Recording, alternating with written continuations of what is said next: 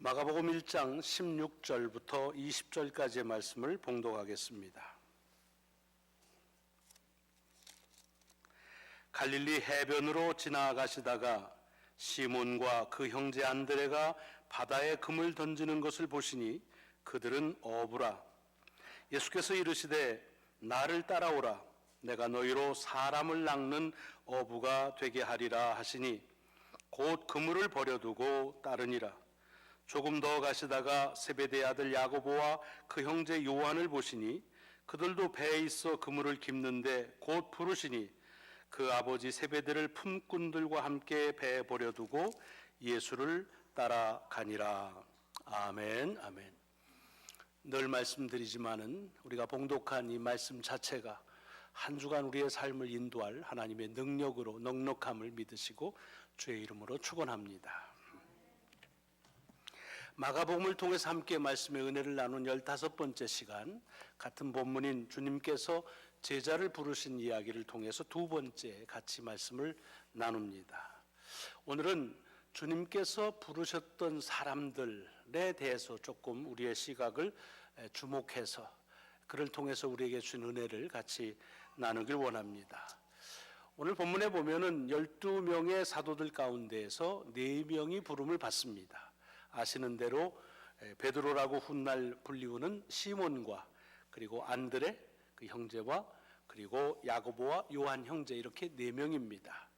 지난주에 말씀드린 대로 이 4사람은 12명의 제자들 가운데서도 매우 중추적인 중요한 역할을 하는 그런 제자 중에 제자라, 그렇게 볼 수가 있습니다. 물론 주님께서 함께 동역하실 때에도 중요한 역할을 하지만 그 후에 오늘에 이르기까지 2000년 동안 교회는 이 4사람을 신앙의 롤 모델로 삼고 그리고 추종하는 그런 신앙의 본으로서 그렇게 많은 사람들의 추앙을 받고 있습니다. 어떻게 하면 그런 신앙의 인물의 삶을 살아갈까? 어떻게 하면 베드로처럼 살 수 있을까? 아마 많은 사람들의 신앙의 로망일 것입니다. 그러다가 그 사람은 우리가 흉내낼 수도 없어. 베드로처럼은 살 수가 없어. 이렇게 말합니다. 자, 그런데 오늘 본문에 보면 이 사람들이 어떤 사람인지에 대해서 마가는 아주 간단하게 소개하고 있습니다. 이 사람의 성격이 어떤지 말하고 있지 않습니다. 가정의 배경이 어땠는지, 뭐 했는지 이런 것들은 말하지 않고 단 한 가지만 언급하고 있습니다. 그것은 그 사람들의 직업입니다.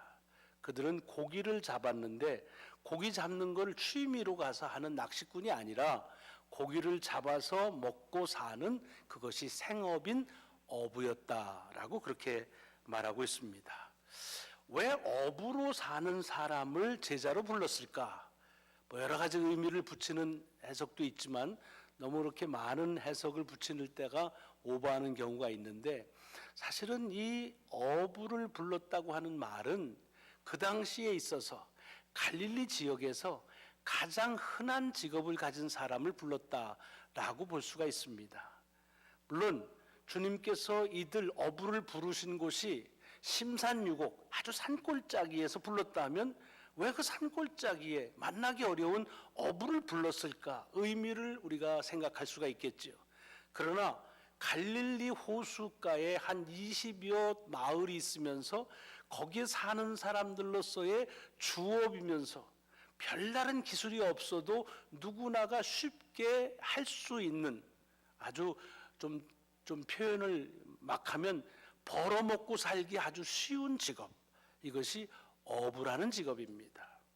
그러니까 이 어부를 불렀다라고 하는 말은 하나님께서 이 땅에 오셔서 하나님의 나라가 어떤 곳인지를 선포하고 귀신을 내어쫓고 병자를 고치는 이런 복음 사역의 그 엄청난 일, 이것 때문에 어떤 특별한 사람, 준비된 사람, 그런 열정을 가진 사람, 아니면 능력을 가진 사람들을 불렀음직한데, 오늘 마가는 그렇게 얘기를 하고 있지 않고 아주 평범한 일상적인 사람을 불렀다는 말입니다. 왜 이것이 중요하냐? 사실은 지금도 우리가 어떤 하나님의 부르심을 받아서 말씀대로 살아간다, 주님을 따라간다라고 할 때 늘 우리 속에서는 뭐가 먼저 떠오르냐면 I'm not ready. 나는 아직 준비가 안 됐어. 그런 일을 하기에 나는 능력이 없어. 그리고 나는 아직 거기에 마음이 동하지가 않아. 내 마음에 뜨거움이 없어. 열성이 없어. 그럴 때가 많이 있습니다. 근데 오늘 이렇게 그 하나님의 사역을 위해서 부른 사람들을 보면 이 사람들은 적어도 이 복음서가 말하고 있을 때 그들에게 뜨거운 열정이 준비된 사람들이 아닙니다. 그들은 하나님의 사역을 하기 위한 능력을 갖춘 사람들이 아니었습니다. 그 사람들은 아예 준비조차 되지 않은 사람들입니다. 그런데 그들을 부르셨다는 말입니다. 이 말은 단도직입적으로 얘기하면 그것은 우리도, 아니 우리 모두가, 누구나가 하나님의 부르심을 받을 수 있기도 하고 또한 그 부르심에 응답해야 된다고 하는 그런 말씀의 가르침이 이 말씀 속에 있습니다. 여러분, 이것은 비단 이 12제자를 부르시는 그 사람들을 주목할 때만 오는 특이한 현상은 아닙니다. 성경을 보시면 많은 사람들, 하나님의 그 위대한 역사를 이룬 사람들의 그 사람들이 처음 부름을 받을 때 보면 어떤 특별함을 가지고서 주님이 부르신 사람은 없습니다. 그러니까 이게 무슨 소리냐? 사실은 훗날에 베드로나 야고보나 요한과 이 안드레가 정말로 모든 신앙의 롤 모델이 된 것은 그를 부르신 이의 특별하심, 그리고 그들에게 맡겨주신 사명의 특별하심, 그리고 그들을 통해서 일으키신 그 역사의 특별하심 때문이지, 하나님께서 그리스도를 통해서 이 세상에 올 때 필요한 능력과 특별함을 쓰시기 위해서 그들을 부르신 것은 아니라고 하는 것을 우리가 봐야 할 것입니다. 성경에 그런 인물들이 많죠. 구약의 한 사람만 예를 들면 모세를 들을 수가 있습니다. 하나님의 백성을 애굽에서부터 구출해내는 지도자로 세움을 입습니다. 엄청난, 그래서 역사가 계속될수록 하나님께서 모세를 통해서 이룩한 일들은 가감할 수 없는 그런 엄청난 역사인 걸 우리도 알고 있습니다. 그런데 그 모세가 불림을 받을 때가 언제입니까? 사실 모세는 민족의 지도자로 불림을 받는 준비된 때가 있었습니다. 그의 나이 40대, 그러니까 불림을 받기 40년 전에 애굽의 왕궁에서 자라면서 높은 그리고 빡식의 그런 지식도 경험도 갖추었고, 게다가 자기가 히브리 민족이라고 하는 그런 민족의식도 가졌고, 그래서 히브리 사람들끼리 싸우는 것을 보지 못하고 너희들이 어찌 그럴 수 있느냐라고 그렇게 관여하고, 그래서 그런 민족의 의식에 불탔을 때 사실은 하나님께서 그를 히브리 민족의 지도자로 세우는 것이 능력과 열정과 준비에 있었다고 한다면 그때 부르셨어야 됩니다. 근데 우리가 잘 아는 대로 하나님은 그때 모세를 부르시지 않기는커녕 그 일로 인해서 어떻게 됩니까? 도망가게 만듭니다. 마치 내팽개쳐진 것처럼 됩니다. 그리고 나서 40년이 광야에서 흘렀습니다. 광야에서 목자가 됐다는 말은 은둔하면서 때를 기다린 게 아닙니다. 이제는 시간이 지났습니다. 이제는 있던 능력도 없어집니다. 학식, 그런 모든 사람 준비하는 거 다 사라진 때입니다. 그냥 일상적인 삶을 살아가는 한 목자로 그럴 때에 하나님은 그 모세를 부르셔서 그래서 이스라엘의 구원의 큰 인물로 삼으셨다는 것입니다. 뭘 의미합니까? 하나님은 우리에게 있는 그 어떤 것을 쓰시거나 우리의 가지고 있는 능력과 열정을 쓰시는 것이 아니라 하나님의 능력과 하나님의 열정에 순종하는 자를 통해서 일으키신다는 것입니다. 그렇기 때문에 오늘 우리는 여전히 우리가 하나님의 부르심에 대해서 우리의 기준이 내가 그것을 하겠다라고 할 때 그 기준이 뭐냐면 우리의 준비됨이나 우리의 능력이나 또는 열정에다 기준을 여전히 두고 있을 때가 많습니다. 그래서 어떻습니까? 사실은 신앙생활하면서 시험 당하는 게 다 여기 있습니다. 나는 아직 준비가 안 되는데 왜 이렇게 나를 자꾸 성가시게 하세요? 그래서 시험 듭니다. 반대도 있죠. 나는 준비가 다 해야 되는데 왜 나를 이렇게 안 써먹습니까? 왜 안 부르십니까? 시험 들어요. 나는 그런 능력이 없다는데 왜 자꾸 귀찮게 하세요? 시험 듭니다. 아니 내가 이렇게 능력이 있는데 왜 나를 못 알아봅니까? 시험 듭니다. 내게 있어서 그만한 열정이 없다니까요. 나를 더 이상 그렇게 묻지 마세요. 시험 듭니다. 내게 이렇게 펄펄 끓는 열정이 있는데 왜 나를 사용하지 않습니까? 시험 듭니다. 결국 하나님의 부르심에 대해서 우리가 가지고 있는 것들을 마치 하나님이 쓰시는 것이냐 생각하니까 그것이 있을 때는 안 부른다고 하는 데 대한 탄식, 그것이 없을 때는 부르는 것에 대한 부담감으로 넘어지기가 매우 쉬운데, 바로 그럴 때 오늘 이 본문의 말씀이 주님께서 그냥 해변가에서 누구나 만날 수 있는 가장 평범한 사람, 그 어부를 부르셨다고 하는 사실은 우리에게 하나님의 부르심에 우리도 그 대상이 될 수 있고 또 되어야 된다고 하는 그런 가르침을 주십니다. 여러분, 누가복음을 보시면 주님께서 이 땅에 오실 때에 그 성탄의 첫 소식을 누가 듣습니까? 목자들이 듣습니다.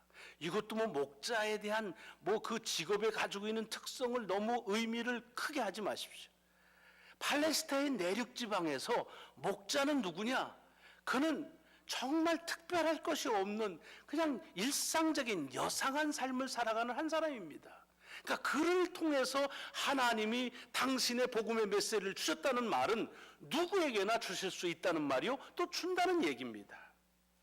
예수 그리스도가 태어난 그 마구간이 있는 집, 마구간이라고 하는 것이 특별해서 한 것이 아니라 그것도 그저 그 당시에 평민이 살아가는 그냥 어떤 집일 수밖에 없습니다. 무슨 얘기예요? 주께서 오신다고 하면 특별한 것을 통해서, 어떤 특정한 것을 통해서 하시는 것 같지만 그렇지 않다는 겁니다.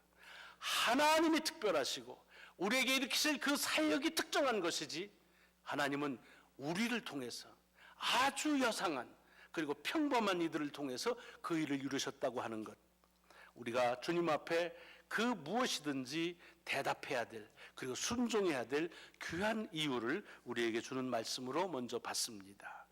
자, 그 다음에 그들을 부르시면서 그들을 부르신 이유에 대해서 얘기하십니다. 딱 한마디입니다. 어부를 부르셨습니다. 그리고는 뭐가 되게 하냐면 너희를 사람을 낚는 어부가 되게 하리라 그럽니다.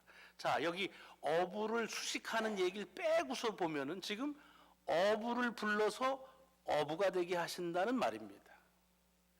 참 매겁지요?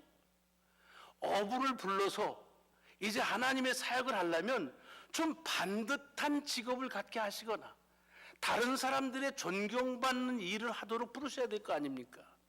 그런데 어부인데 뭘 어부로 부르신다는 겁니까? 여러분, 이것은 어떤 의미를 가지고 우리에게 다가오는 말씀입니까? 사실 우리는 어떤 기대가 있냐? 주님이 부르신다고 한다면 내 삶에 주님을 통한 변화에 대한 그런 예상과 기대가 있습니다. 그 예상과 기대가 무엇입니까? 지금보다 더 나은 삶입니다. 우리가 흔히 쓰는 better life, 이것이 주님을 만났을 때 우리에게 갖는 기대입니다. 그러니까 그렇게 놓고 보면 이 어부를 부르실 때 이렇게 하셔야 됩니다. 내가 고기 잡아 먹고 사는 어부로 살았냐? 이제부터는 내가 너희를 사람을 가르치는 선생이 되게 하리라, 랍비가 되게 하리라. 얼마나 매력적인 제안입니까? 아니면 이제부터 너는 사람을 고치는 의사가 될 것이다. 거부할 수 없는 초청이죠. 이제부터 너는 많은 사람들을 다스리는 관리가 될 것이다.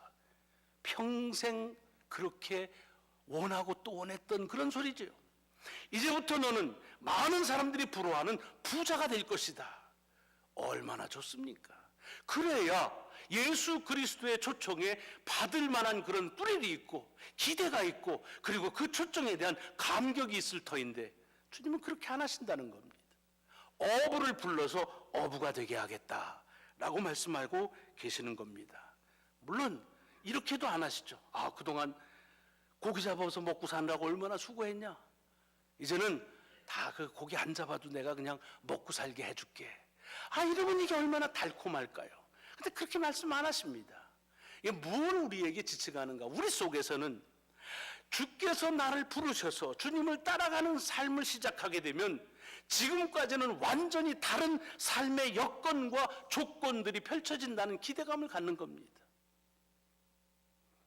그런데 지금 제자들을 부르신 것은 그런 생활의 여건과 환경의 변화를 위해서 부르신 것이 아니라고 하는 것을 우리에게 말해 주십니다. 여러분, 직업이라고 하는 게 귀천이 없을 뿐만 아니라 우리 개신교 신앙에서는 직업은 거룩하고 속된 것이 없습니다. 근데 보통 주님의 일을 한다고 하면 우리는 세속적인 일을 하다가 거룩한 일을 한다 이렇게 말합니다. 제가 목사가 될 때만 해도 그랬습니다. 아유, 그렇게 거룩한 일을 한다, 목회를 한다니 참 해야 될 일이지. 물론 그렇게 칭찬하신 권사님이 자기 아들이 간다고 그러니까 못 가게 했습니다. 하지만 그렇지만은 그렇게 얘기를 했습니다. 거룩한 것. 그러나 말씀드린 대로 개신교 우리에서는 거룩이 따로 있지 않습니다. 우리의 부름받은 모든 직업이 다 거룩한 성업이요 성직이라고 말합니다. 뭘 얘기하는 것입니까? 주님은 제자들을 부를 때 그들의 삶의 여건과 환경을 바꾸시기 위해 부르신 것이 아니라는 말입니다. 물론 그렇게 부름받은 사람이 없다는 말이 아닙니다. 그러나 적어도 오늘 본문 속에서 주님의 부름을 받고 따라간다고 하는 것은 생활의 여건과 환경의 변화를 의미하는 것이 아니라는 가르침을 우리에게 주고 계시는 것입니다. 그렇다고 한다면 그냥 어부가 어부로 살게 하면 됐지 뭘 그렇게 또 다시 불러서 어부가 되게 하느냐. 여러분, 여기에 주님의 부르신 이유가 있는 겁니다. 지금까지는 고기를 잡아 먹고 생계를 이어가는 그런 어부였습니다. 여러분, 어부가 고기 잡는 건 취미가 아니에요. 이거는 잡아야 사는 그런 생업입니다. 많이 잡으면 그래서 기분이 좋고 못 잡으면 그날 좀 핍절해지는 겁니다. 그러니까 이게 생활에 있어서 매우 중요한 수단입니다. 그러니까 어떻게 하면 고기를 많이 잡을 수 있을까? 아마 그것 때문에 갈릴리 호수를 수십 번을 돌았겠지요. 어디로 가면 더 무슨 고기가 많을까? 아마 그랬을 것입니다. 그러다가 많이 잡히면 얼마나 기분이 좋았겠습니까? 여러분, 이게 그냥 갈릴리의 고기 잡는 어부 얘기만이 아니잖아요. 우리가 살면서도 우리가 살아가는 삶의 여러 방법과 수단들이 있습니다. 돈을 버는 일들 잘 벌리면 얼마나 좋아요. 그런데 못 벌면 얼마나 또 그것이 너무 우리의 마음에 속상합니까? 잘 먹는 거 기분 좋게 하는 것 중에 하나입니다. 먹지 못할 때 그것 때문에 씁쓸해집니다. 자, 이렇게 지금 같은 어부이지만 어떻게 사는 것이 더 잘 사느냐, 더 편안하냐 하는 것을 가지고 삶의 수단에 집중하며 사는 그 어부를 어떻게 하겠다는 거예요? 사람을 낚는 어부가 되겠다는 말입니다. 여러분, 이 사람을 낚는다는 말이 오늘 이 성경을 오래 읽으신 분들은 금방 알아차릴 거예요. 아, 이거는 사람을 잡는다, 구원한다, 취한다 그런 뜻이라는 걸 아실 겁니다. 근데 요즘에는요, 이 사람 낚는다는 말은 잘 쓰셔야 돼요. 요즘에 사람 낚는다 그러면요, 이게 꽁수를 써가지고서 그래가지고 속여서 자기의 이익을 취하기 위해서 거짓 부렁이 할 때, 그래서 뭐예요? 속으면 낚였다 그래요. 신문을 보다가도 신문 타이틀을 딱 보고 이거 재밌는 기사인데 하고 딱 들어가면 괜히 이상한 기사가 되면 에이, 낚였구나 그래요. 이 낚는다는 것이 조금 요즘에는 부정적으로 사용합니다. 보이스피싱, 아주 굉장한 것 같은데 딱 낚여가지고서 재산에 손해 볼 때 쓰는 말이에요. 단체 여행 어디 싸게 가면은 어디 가가지고서 어디 방문해가지고 동충하초를 사라 뭘 사라 이게 몸에 좋다 해놓고는 가짜 상품 팔아가지고 낚인다. 이 낚인다는 말이 나쁜 말로 쓰여집니다. 그러나 그 당시에 있어서 이 낚는다는 말은 아까도 얘기했지만 그건 사람을 취한다는 말입니다. 그래서 누가복음에 보면 이 동일한 말씀을 할 때 내가 너희를 사람을 취하게 하리라 라고 말하고 있습니다. 그런데 이 사람을 취한다는 의미도 확실하지 않습니다. 어떻게 취하라는 거냐? 사람을 갖다가 뭘 삼으라는 거냐? 수단을, 그런 얘기가 아니죠. 그리고 이것은 우리가 복음서에서 예수님이 처음 쓰신 말로 들리지만 성경에 보면 이미 구약에는 이미 썼던 말입니다. 그 대표적인 게 에레미야에 보면 에레미야가 이 말씀을 썼습니다. 16장 15절로 17절에 보면 이런 말씀이 그 속에 기록되어 있는 것을 볼 수 있습니다. 이스라엘 자손을 그들의 조상들에게 준 그들의 땅으로 인도하여 드리리라. 여호와의 말씀이니라. 보라, 내가 많은 어부를 불러다가 그들을 낚게 하리니. 여기서 그들이라는 것은 지금 아직 죄로 인해서 하나님의 약속의 땅에 들이지 못한 사람들을 얘기합니다. 그들을 낫게 하리니 이는 내 눈이 그들의 행위를 살펴보므로 그들이 내 얼굴 앞에서 숨기지 못하며 그들의 죄악이 내 목전에서 숨기지 못함이라. 뭘 의미하죠? 여기서 사람을 낚는 어부라고 하는 것은 사람들이 죄를 지면서도 죄가 뭔지를 모르고 사는 겁니다. 그런 이들에게 죄가 뭔지를 알게 하고 알게 할 뿐만 아니라 그 죄에서부터 취하여서 그래서 하나님이 약속하신 땅으로 들이게 하는 사람, 그 사람을 사람을 낚는 어부라 그렇게 말하고 있습니다. 뭘 요즘 말로 바꿔 말하면 살아가는데 사는 게 아닌 것처럼 사는 사람들에게 정말 사람답게 살 수 있도록 그렇게 만드는 사람이 사람을 낚는 어부가 되는 그런 역할을 성경에서 주는 의미입니다. 지금 주님께서 뭘 말씀하시는 겁니까? 너희가 지금까지는 그저 먹고 사는 문제, 이 삶의 수단과 방법에 연연하고 그것에 집착하고 그것에 골똘하고 살았는데 이제는 너희를 통해서 사람이면 사람답게 살 수 있는 그 삶의 목적, 그 삶의 이유, 그것에 집중하게 하기 위해서 내가 살게 하겠다라는 말씀입니다. 말씀드리지만 이것은 옛날 제자들을 부를 때 그 사람들에게 국한된 말씀이 아니죠. 정확하게 바로 오늘 우리에게 주는 말씀입니다. 여러분 지금 하고 있는 일들 아마 일에 따라서 사뭇 그 일에 대한 직업관이 다를 겁니다. 그러나 혹여라도 내가 하고 있는 일이 내가 살기 위한 그런 호구지책이 되거나 또는 먹기 위한 그런 수단이 된다고 한다면 오늘 주님께서 지금 너희로 사람을 낚는 어부가 되겠다는 그 외침을, 그 도전을 바로 오늘 우리들에게 주는 말씀으로 들으셔야 합니다. 왜냐? 생활이 어떻게 사느냐, 잘 사느냐, 중요하지요. 중요합니다. 이걸 부정하지 않습니다. 그러나 이것에 골똘하다 보면 다 경험하셨잖아요. 조금 있을 땐 조금 더 가지면 그것이 감사일 것 같은데 조금 더 가지니까 어떻게 돼요? 더 못 가진 것에 대해서 안타까워하고 그것 때문에 걱정하는 경우가 얼마나 많이 있습니까? 아마도 어부로 살아가는 이 네 사람도 마찬가지였을 겁니다. 어쩌다가 고기를 많이 잡은 날은 다른 날에 비해서 기분이 좋아하겠지만 그 다음 날은 어떻게 돼요? 그보다 더 잡지 않으면 속상했을 겁니다. 삶의 수단과 방법은 그런 것입니다. 그래서 지금 주님께서 이 땅에 오셔서 제자들을 부르시면서 그들에게 촉구하시고 도전하시는 건 뭐냐면 이제 너희는 삶을 어떻게 살아가야 편하게 살고 그리고 배불리고 살고 그리고 즐겁게 사느냐 하는 그런 삶의 수단에 집착하는 거에서 이제는 하나님께서 나를 왜 살게 하시는지 내 사는 삶의 목적이 무엇인지 이것을 깨달을 뿐만 아니라 다른 사람에게도 그렇게 해서 사람이 사람답게 사는 일을 위해서 너희를 쓸 것이다 라고 부르시는 것입니다. 여러분 신앙생활이 무엇입니까? 신앙은 우리가 어떻게 사는지 더 편하게 사는 방법을 신앙을 통해서 확보하려고 하는 것이 아닙니다.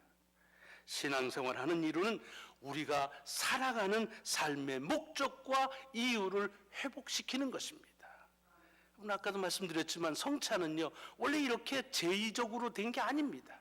주께서 식사 때마다 어떻게 하면은 내 말을 기억할까?